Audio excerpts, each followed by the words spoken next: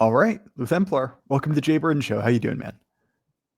All right. I'm bracing for everyone being upset at the new pope for whatever reason, as happens with every conclave. But Yeah, so it's funny. I very rarely react to hate comments, but I got one that was particularly funny.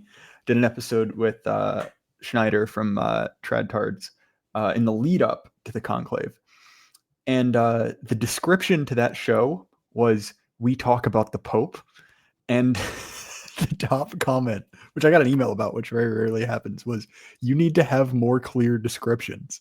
And I just want to say, I feel like that's about as clear as I could be. It was a conversation about the Pope. What do you want me to say? saw that comment, your post about it. I was laughing my butt about So anyway, we're here to do it again, right? We're going to talk about the Pope now that he's actually been selected.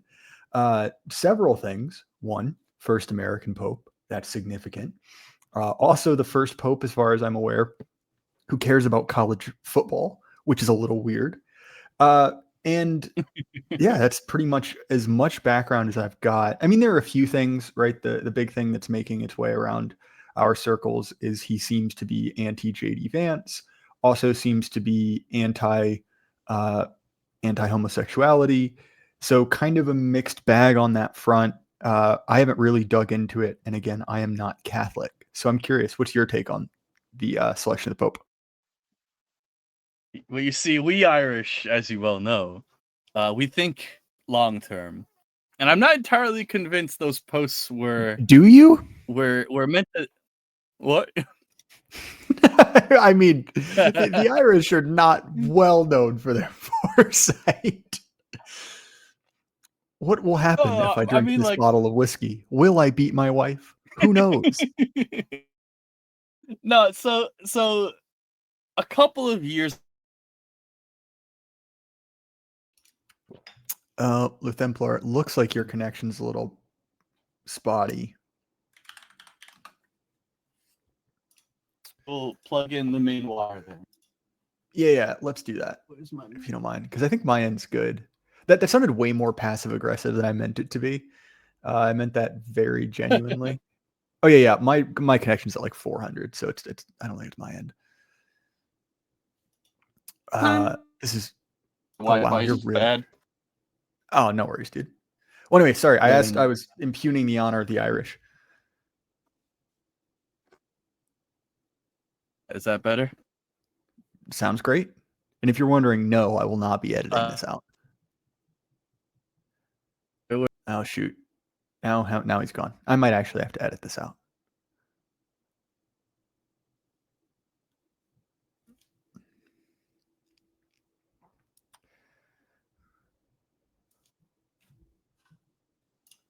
All right, you're back. okay, sorry, I think it switched over, so I lost connection for a second. This should be Oh, no better. worries.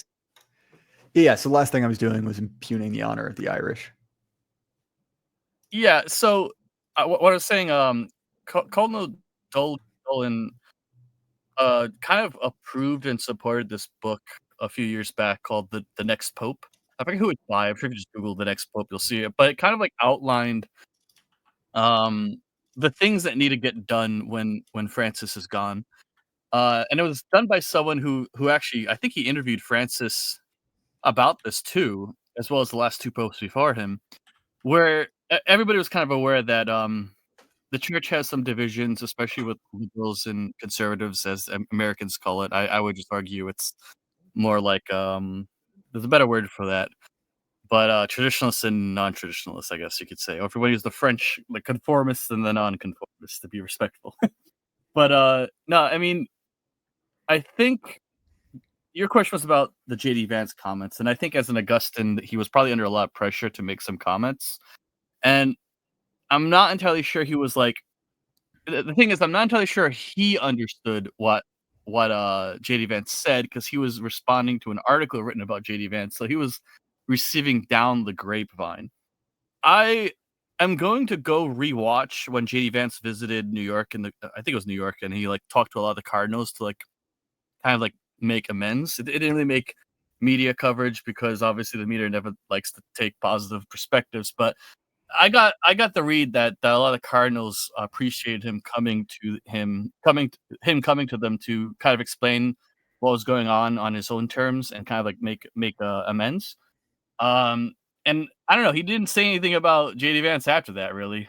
As a matter of fact, it's kind of suspicious that his Twitter account basically like shut down a few days before the Cardinals started meeting, and I kinda suspect everyone was like I don't think he himself knew he was gonna be pope, but there were people in the American, cardinal ranks that were gunning for him to be pope, I think. Well, and why is that? I mean, the thing you see going around is, I believe it's an old German proverb, right? Fat pope, skinny pope. The implication being that, you know, that over time, generally there's a desire to kind of balance the excesses of one pope with his successor. Do you think there's some of that going on here as well? Yeah, definitely, I think getting an Augustine who has this, like, vast repertoire of philosophy and a wide range of linguistic skills, as well as, like, a muted personality, kind of minimizes media mistakes, as well as allows very refined language when something comes out of the Catholic Church.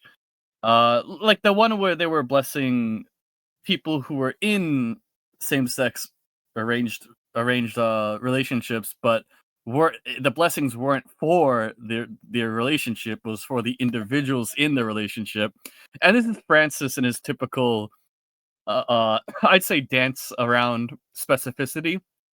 And I think, the way in which when he was cardinal, the way in which, provost provost? I can never say these Italian names very well, but I think he was much more specific in terms of how to interpret it in his own authority.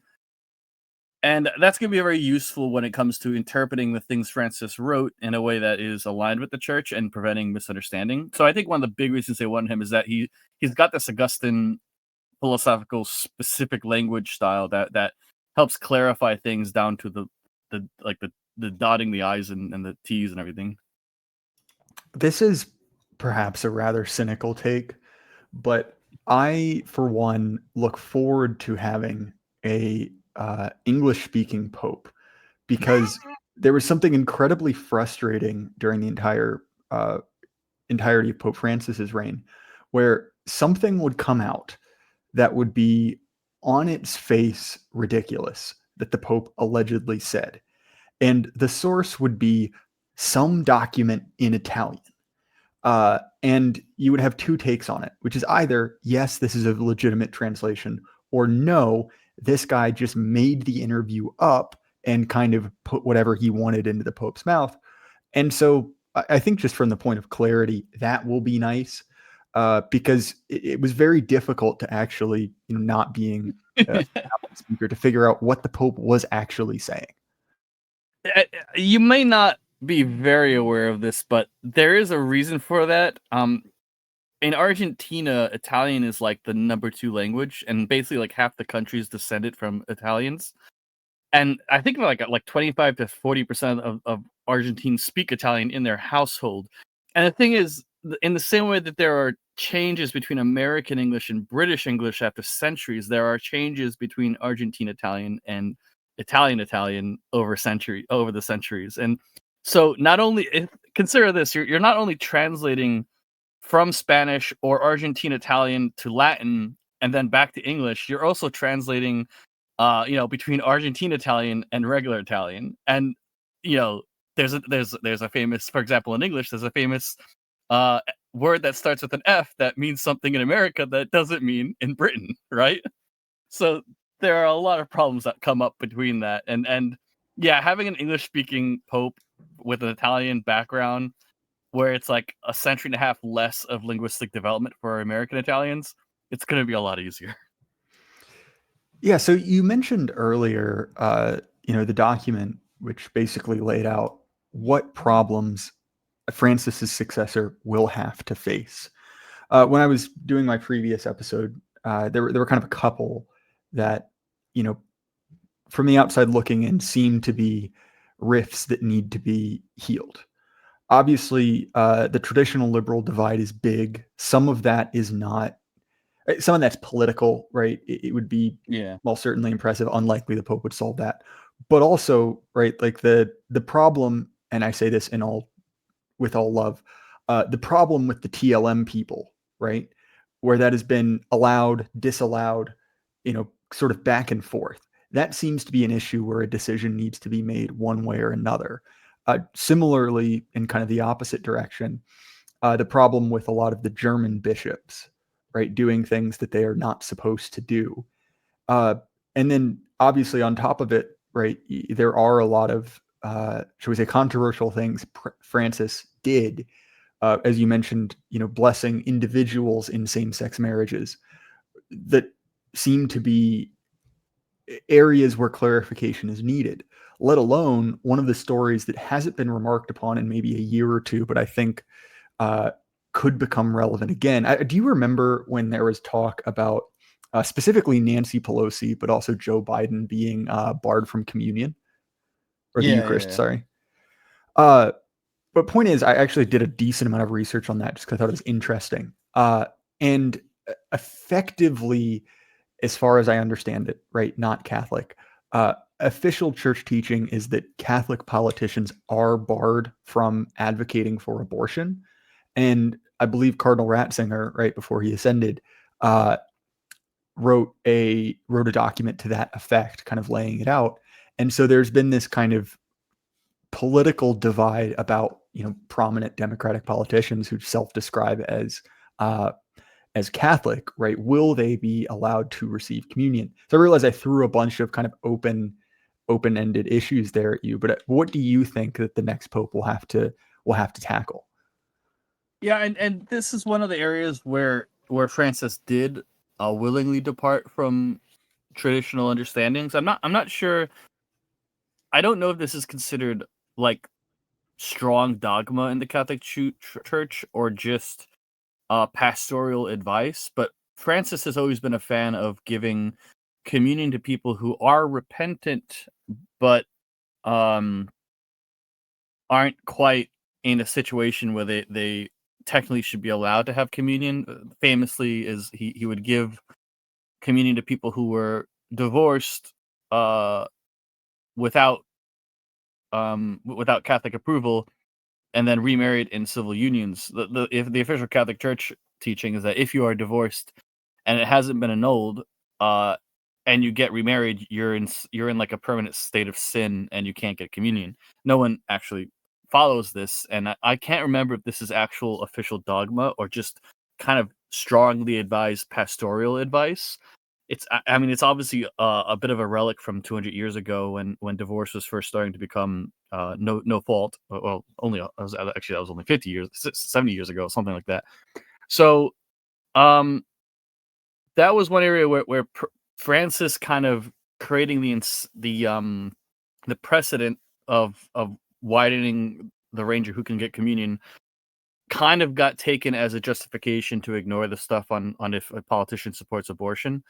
I'm pretty sure again, like, I'm not sure if it's official dogma or strong pastoral advice on the topic if a politician, like, openly endorses abortion or something like that. A lot of times in American context, the way they get around it in a really stupid way is to say, "Oh, I don't personally, support abortion, but, I have to make do with with the reality," and, it's kind of a lame excuse for violating violating Catholic morality, but, this pope, he is pretty strongly pro-life, so I think he he may not it's all another thing is that a lot of these pastoral advices from the pope, they're pick and choose for the bishops if they wanna enforce them, right? So, it puts bishops in a hard place 'cause no bishop wants to be politicized. They're not really interested in that. If they were, they would have become a politicians, not since the days of the Holy Roman Empire have bishops been political. And, so the big question is, does a bishop want to be in the political crossfire for doing that? And that's really gonna be like a state by state basis of which bishop wants to. I think the Californian bishop said, yeah, we probably should stop giving them communion, but I don't know if it was ever actually enforced. Or I may have it the other way around, where local priests didn't want to, but the bishop was like, we're not really getting involved with this. Yeah, that makes sense. I mean, I think that one of the other interesting dynamics uh, is the rise of the American conservative Catholic movement. Not to say there haven't always been conservative Catholics, but to say that Catholics seem to be taking an increased role in American right wing politics. That's both true of our circles, right? Like, just look at my guest list, you know. But I mean, the fact that JD Vance is Catholic, uh, quite openly so, and pretty comfortable about speaking in theological terms. I mean, I think that's a pretty major sea change, at least from my perspective. Yeah, yeah. I mean, it's nice having politicians kind of be more theological. I guess as a Catholic, I kind of hope that the Catholic Church takes advantage of that, but I don't know. This new pope might. Hopefully, the interesting thing is that he hasn't announced it, but the Catholic Church has basically left Twitter official. Like the archives are still up from Francis, but the official Vatican Twitter account is now an archive of Francis, and Leo is I think opting not to use Twitter. I mean, honestly, that's for the best. Yeah, yeah, yeah. Everyone should do He's that. he's very tech suspicious. His one of his first speeches was concern over AI. Again, he's not using Twitter. He seems to be. I mean, I like it. Like he spoke Latin at his first mass. And it was like kind of like Latin inspired. It wasn't a Latin mass. It was like a Latin inspired. They call it High Novus Ordo. But I do like that he's taking this like almost like yeah, let's just do the Dune timeline. Don't make any machines in the image of man. So I'm curious, what do you make of his choice of name? Right? Do you think there's any significance to being Leo XIV? Yeah, yeah, he explained it himself pretty well. Leo is the last Leo was one of the first popes to tackle the question of communism, because it had entered the popular fray. There had been a failed revolution in Russia at that point, and there were socialist revolutions spreading. Obviously, he's in the wake of the French Revolution, which inspired a lot of Marxism. And he was like, his one of his treaties on, don't ask me to remember the Latin, but it's I think it translates to something like on the revolutions or something like that, or it's officially translated in English as on new things, but this is a shitty translation. The Latin is actually on revolutions, and he goes at length on labor and capital, basically, and kind of produces the first you might recall it like it's like it's the early form of distributism you probably heard of. um I'm just looking up the document now, Well, what it's Luthemplaer, I'll named. have you know, woke right distributists are in a cabal with international neo Nazis to disrupt the MAGA coalition. I've been reliably informed. Yeah, I mean, apparently, I mean, it's kind of funny because distributism was created as a response to tackle communism, and retards like James Lindsay thinks it is communism, because obviously he's a charlatan and a falsehood. But anyway.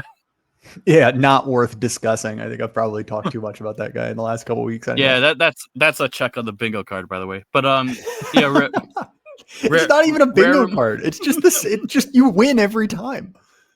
yeah, rerum novarum. That's what it's on. It's rights and duties of capital and labor, but it's like kind of writing on like revolutions at the time.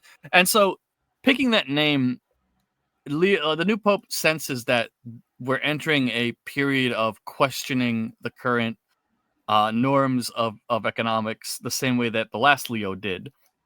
And I think Leo is following the Francis tradition of like, yeah, you're supposed to care for immigrants, but like, don't don't turn it into a political thing that like what's happening in America.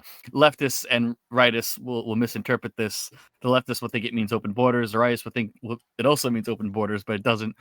Um, and So he's going to be tackling issues like mass migration, artificial intelligence, and like the inability to create jobs if AI is doing it at all. And that's really in line with the things that the last Pope Leo was facing with the rise of communism and the Industrial Revolution, and just like looking at what the Catholic Church can say into this shift in the economy that's currently happening. So I'm curious. One of the things that I've been noticing, and I think this probably ties into, uh, the political change. It's hard to say which comes first. Is it does seem like Catholicism has been, kind of well and truly mainstreamed in America. And, there were a great number of think pieces about, Francis being kind of like the first third world pope, right? So called. And obviously there were other cardinals in contention, right? One who I believe was Filipino, another prominent one from Africa. And Haggle so and yeah. I'm curious, do you see this as being a pivot away from the third world back to the West, or do you think that that's sort of indeterminate? I think one of the main reasons why Leo was picked is because he's been in both worlds, and he's I on a different live stream on Twitter about this topic, I explained that Americans have a tendency to politicize the cardinals and how they form factions, but like they're really actual friends behind the scenes. Like it's only minor disagreements.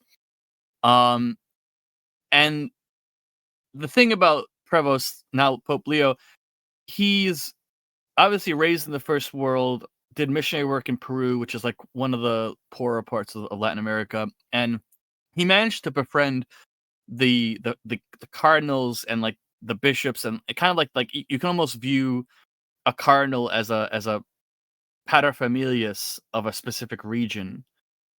If you want to imagine the Catholic Church kind of like the way old Italian city states worked, where there were dynasties and families that vying to be the city's mayor, like the Grand Doge, and they would like circulate between different families. A cardinal kind of represents a paterfamilias of a clique or a faction in the Catholic Church in a region. And I mean, a lot of them don't want to be pope because they want to manage their family if it's like struggling right now, and it's much more important for them to be there. And Prevost was between the Midwest family and the New York family and the Peruvian, Chilean, kind of like Central South American family. And his ability to navigate those two areas while Africa is facing problems, Europe is facing, especially Germany is facing problems, and Asia is facing problems. He stood out as the ability to think in different contexts rapidly, like the ability to speak into different contexts. So in many ways, yeah, he's like another third world pope in that sense, but he's also another first world pope in that sense.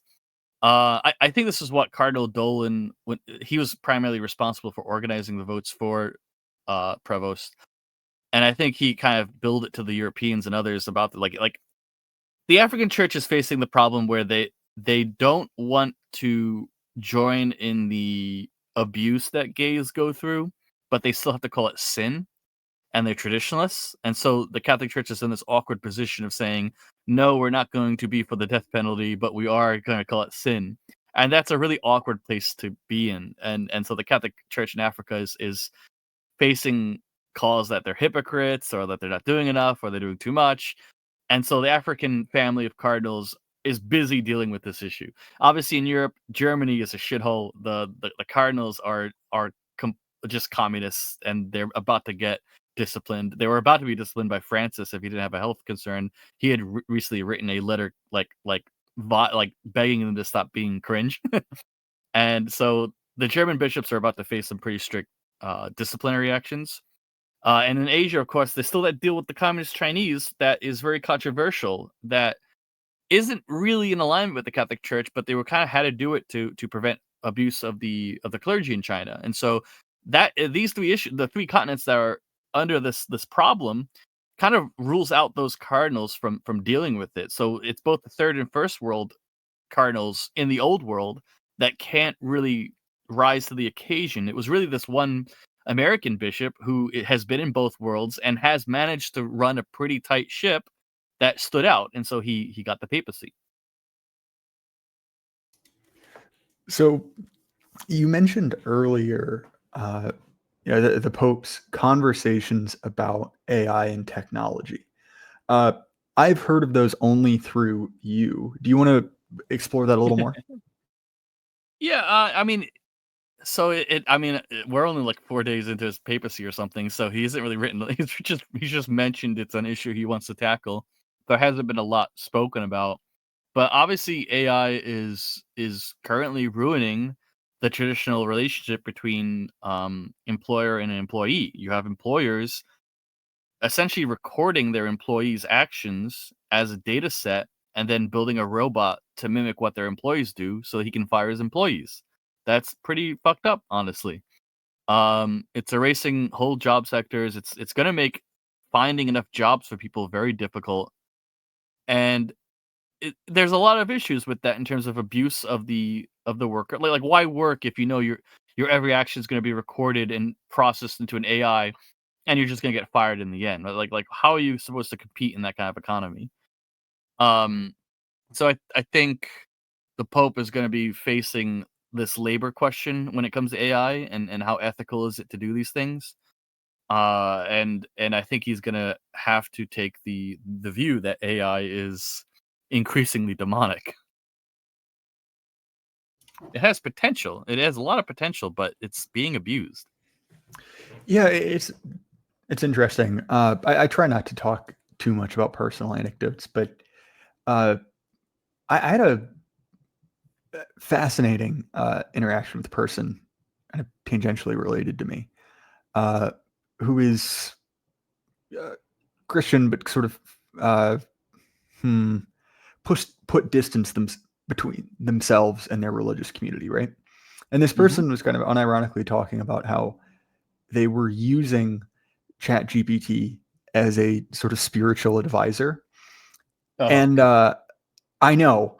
And look, I'm not the first person to like throw my hands up the air and start shrieking about demons. But also, if you literally purchased a machine that will repeat back to you exactly what you want to hear, right? And then Yeah. act on that. Like, really, how different is that, right? Just kind of amplifying your worst instincts. And that's obviously an extreme example. But I mean, when you look at the history of distributism and Catholic social teaching, right, there is a value placed on honest work and honest pay. And when the one job is effectively different shades of AI engineer, right? It's Yeah. very difficult for that to be, an honest thing where you can have dignity and support a family. Yeah, it's a fundamental problem that a lot of religions have to start opening up to facing.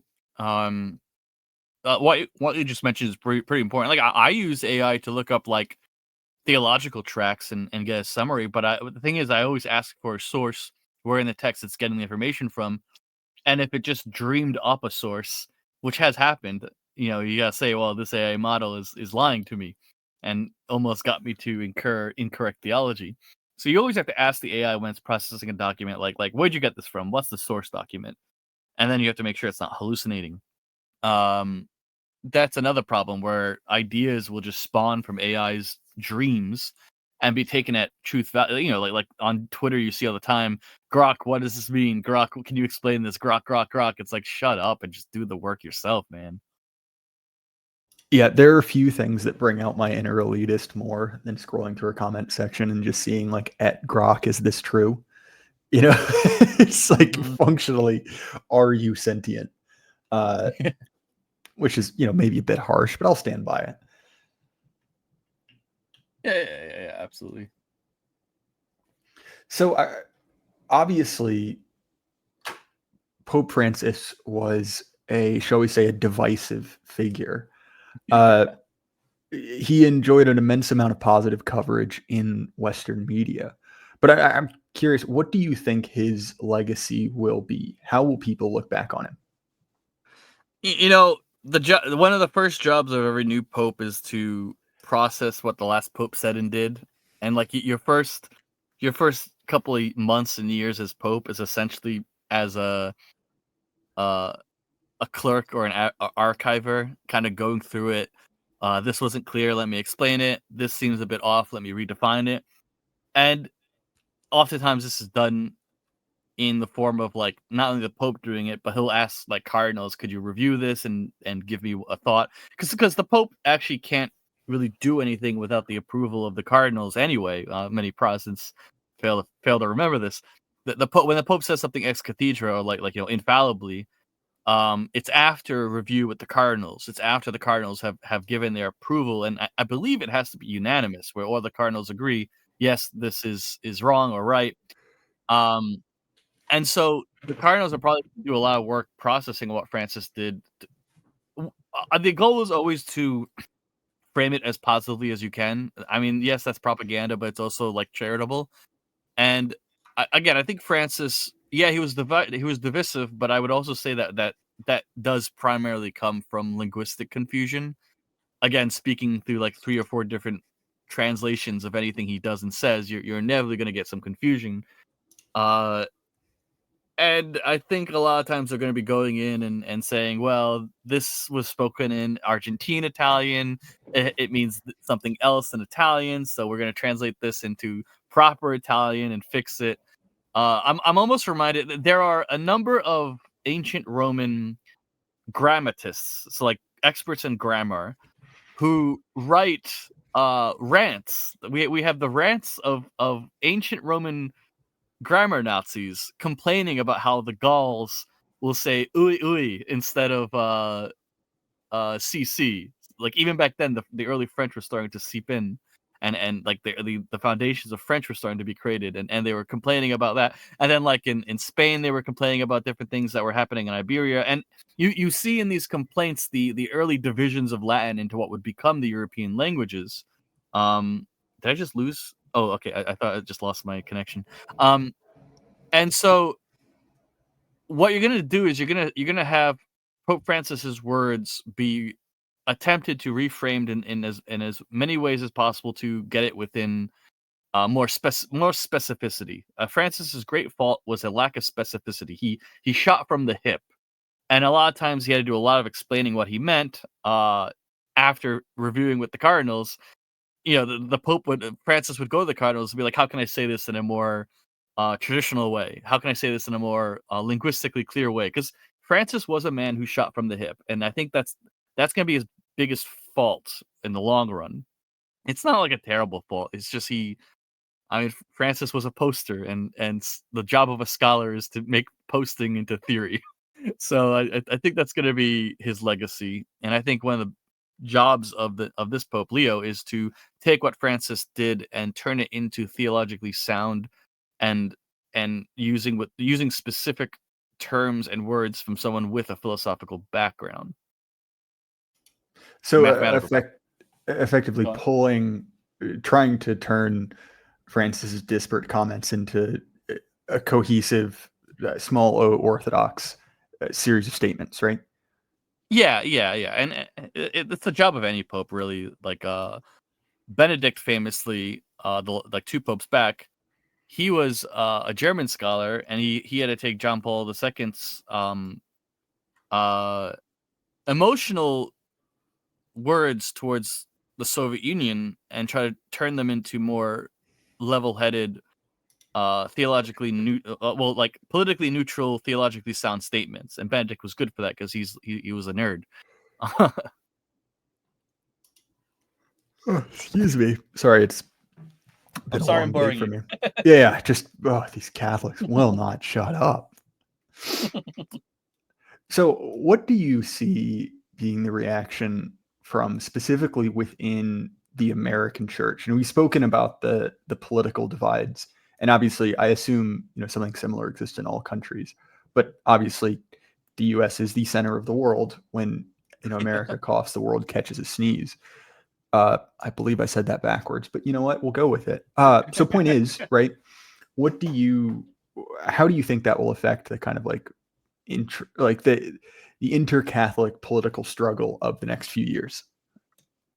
So, yeah, I mean, Francis was obviously a bully to the Latin Mass and the trads, and I think this comes down to his Argentine Italian nature. Francis never actually cared if you did Latin Mass or Novus Ordo. He cared if you were loyal, like a real Italian gangster from Argentina. And if you look into Francis's history, a lot of times when he took uh angry eyes at someone, it was because of a lack of loyalty. And sometimes to get to as a means of like coping, the accused would say, "Oh, it's because I'm doing the Latin Mass. Oh, it's because I'm in this neighbor." Like famously, what during the various dictatorships of Argentina, bishop or cardinal, I forget what he was, Francis, he kicked out two priests that weren't listening to him because he was trying to protect his priests from the dictatorship. They were killing priests, and he just kicked these two priests out because they weren't obedient, and they ended up getting arrested by the government and tortured. And Francis was blamed for years for like, why did you kick them out of the missionary field, your monastery, and like leave them open to government torture? And Francis like ultimately it's because they weren't loyal to him. Francis didn't care what they were like. They were helping the poor and doing like lib shit stuff. Helping the poor is not lib shit, but he, in addition to helping the poor, they were kind of like pseudo Marxists. And so the trads was saying, "Oh, look at Francis, he's kicking out the Marxists," and the liberals would be like, why are you attacking them?" And ultimately, Francis was more concerned about loyalty than practice. And this is a very Argentine thing, and so he oftentimes got accused of being in bedfellows with dictatorships because he was more concerned with keeping his priests loyal than keeping them in a certain way. In America, the bullying of the trads has created a pretty bad fracture between Latin Mass enjoyers and Novus Ordo Mass enjoyers.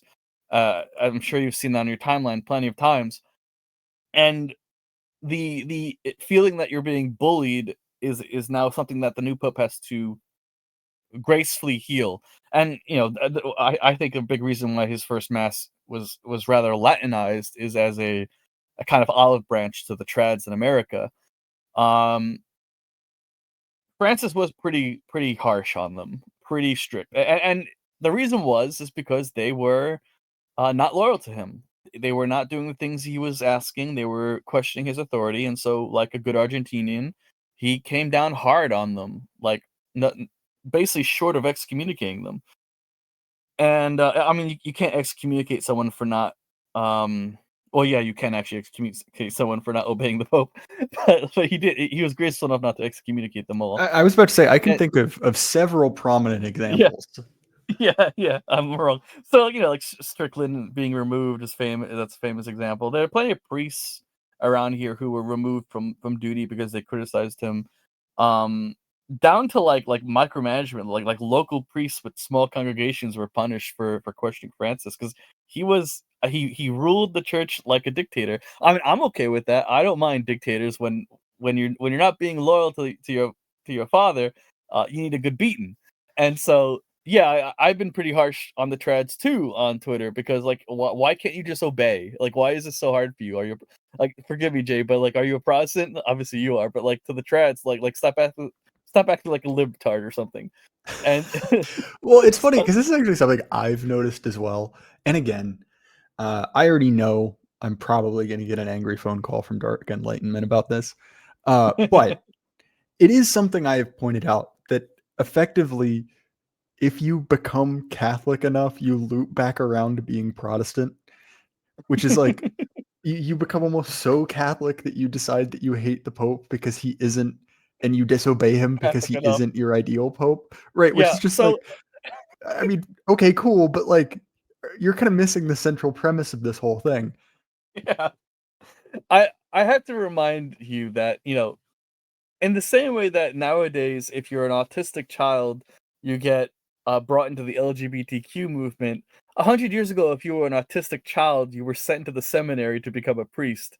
So a This is large incredibly number of eugenic policy, by the way. a large number of priests in the 1950s and 60s were, in fact, very autistic, and so changing minor details about the mass, like what language you say or what direction you face at the altar, triggered their tism and made them schism over the tism. It was kind of ridiculous. So like when you look at like the reasons why the trads were being angry at Francis, the reasons are not all of them are bad, but a lot of them are basically autistic. And so Francis was simply beating the autists. That's all you guys say. All right, you're really convincing me. I like this guy more and more. Uh, So, so the new pope, the new pope, he grew up in America. He grew up in the only country where like a third of children are autistic, and so he's a bit more kind to the autists. He'll be a little bit kind to the trads. I It's like gonna be the a little idea better. of being the world's first Protestant convert exclusively to Norvis Ordo. Like that's why I do it, just to make the trans angry. Because I feel like the well-worn path is either if you're a really annoying hipster, you become orthodox and then you become insufferable, or uh, or you become tradcap and the FBI knocks on your door, uh, and then you become gay and Mexican. But there's a third way, much like distributism, the third path. Well, anyway, You still there? yeah, I had no way to I'm land not. that joke. I'm laughing quietly. All right, well, I'll take your pity laugh. It's actually kind of funny. Literally anytime I mention religion, I get people very angry at me. And recently I've been on a tear on Mormons, so I figured I'd spread it around a little more. I'm already prepared for the the hate comments. So Well, go on. Sorry. no, you can finish that thought. I mean, there's a significant overlap with people I've blocked and people who go to Latin mass. Not because I hate them, but because they look. I go to Latin mass for confession. I enjoy it. People that you meet at Latin mass in real life are wonderful people, the kindest of people. They're very fun to talk to about theology. But when you meet someone who goes to Latin mass on Twitter, they are insufferable autistic people, and I just want to punch them in the face. Oh, same. And it's like, look, I get it. There are certain things that are, from your perspective, objectively true. However, it's somewhat of a strong lead in to just like pop in with like a super in-depth take on the Council of Trent when people are having an otherwise normal conversation. And I get it. You're probably right. I won't even fight you on the details, but it's a little off-putting, uh, especially because, and I mean this with all due respect, but the Venn diagram of unironic incels and online tradcats, that's very close to one circle. Notable exceptions exist, but So you see now why there's a strong overlap between autism and these things. oh, It's like 100%. You know what? Honestly, after it's this conversation, you've just convinced me. I'm Pope Francis' his biggest defender. He should have bullied the trads more. I'm just saying, like, Latin America does not have much tolerance for autistic people, and I'm trying to be charitable. Francis probably should not have bullied the tisms that much. The new pope has a large amount of work to heal that rift. Actually, to go back to your original question, um, about trads and conservatives and liberals, he's probably gonna have to deal with James Martin, the famous lipshit priest. I shouldn't call him a lipshit. He's a member of the clergy. You have to give him his due respect. But I think Pope Francis took a uh yell at him behind the scenes kind of way. Like James Martin blessed a same sex couple on Instagram and never did again because Francis met with him privately. I don't know what was said, but I'm pretty sure Francis was like, very, very, very wrong. Incorrect, sir. And that was always Francis's style, where he criticized people very quietly, but publicly, if you disagree, if you disobeyed him, he went after you like a gangster. In many ways, he was like a mafioso in terms of like softness behind the scenes, but when you disrespect the paterfamilia in public, you're gonna get shot. Well, fair enough. I'm actually looking forward to this, Luthemplaer, because you and I will get to hang out in the flesh at the upcoming conference, which will be good. You and I haven't seen. I don't think we've seen each other in almost 2 years now, plus or minus. Yeah, probably. I didn't go to any of the things you went to because I was terrified of flying. I didn't want to die. You know, brave of you to do that, but I'm still waiting on fixing that. I'm Well, not gonna did I fly. tell you So what happened? I was flying out to a. This was over a year ago now, but I was flying out to one of the behind the scenes OGC events, uh, and at my small local airport, I showed up at like 4 or 5 in the morning. Our flight's super delayed, and I'm like, well, I can't figure it out why the the plane's right there. Only to find out that apparently the door of the plane fell off on the tarmac, like while they were getting ready to let us on. And, yeah, I still got on the plane, which is not a ringing endorsement of my intelligence, but you're probably right to be a little afraid. yeah. I choose to. I'm riding down to the conference, so that's like a 16-hour car ride. I just refuse to fly. I'm never gonna fly again until this issue is resolved. Oh, well, see, I take the radical Calvinist position, which is if I'm going to die in a plane crash, it is the will of God, and who am I to stand in his way? It's the same reason why I smoke meth and drink and drive, because I can only be harmed Anyway, if it's God's will. anyway, any last questions before? I think your time's running out, right? Yeah, my time's running out, but thank you for answering my questions, because again, the world of Catholics is fairly opaque to me. Everything I said in this interview was 100% sincere and legitimate. I was at no point sarcastic. So if I insulted you, it is my deeply held belief. You, No, I deserved it. yeah, you deserved it. Well, Luthemplaer, if people want to find more of your work, where can they do it? There's always the Substack, elf.substack.com, which I recently turned into my Twitter username because I think I have to follow the papal example. And I think I'm going to be not permanently leaving Twitter, but just less active on that hellhole.